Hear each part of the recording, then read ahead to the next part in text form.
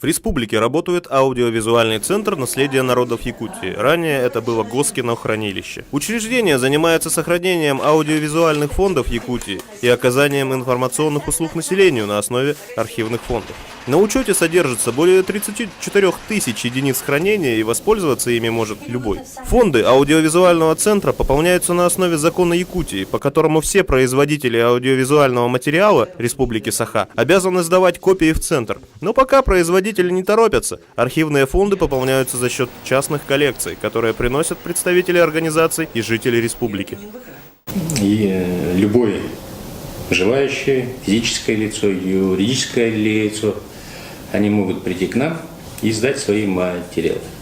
Значит, мы примем на временное хранение, потом, значит, наши эксперты посмотрят ценность, значит, и мы возьмем на государственное хранение.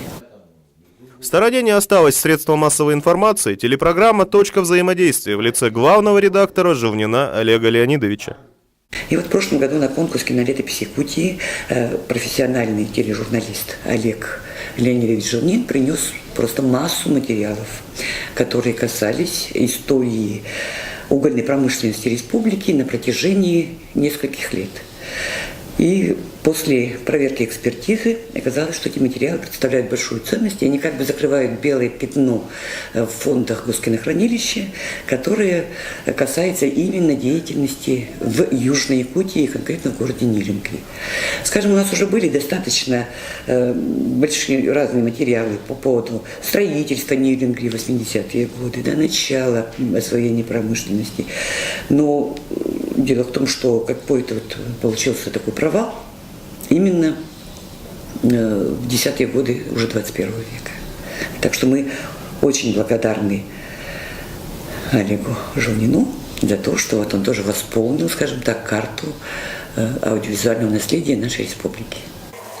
Пополнение архивных материалов – достаточно хлопотное дело. Центр работает по государственным стандартам. Любой носитель истории переводится в цифровой вид, просматривается каждый кадр. Благодаря этой работе оживает история Якутии. Мы можем воочию увидеть тех людей, которых с нами нет, увидеть те события, которые давно забыты. И свой вклад в историю республики может внести любой гражданин.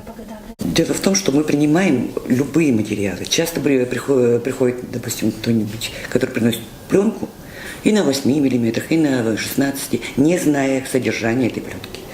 После реставрации, после перезаписи наши специалисты уже определяют, имеет ли ценность какую-то историческую, культурную, общественную данный материал. И бывает, что имеет еще какую. Потому что у нас есть материалы, начиная с 20-х годов прошлого века. То, что касается именно деятельности республики, тогда Якутии, Якутской автономной республики. Аудиовизуальный центр наследия готовится в следующем году к экспедициям для сбора материалов по улусам Якутии. А пока, если у вас есть аудиовизуальные материалы, то просим вас позвонить по телефону 44 88 61 или обратиться по адресу город Якутск, улица Семена Данилова, 13.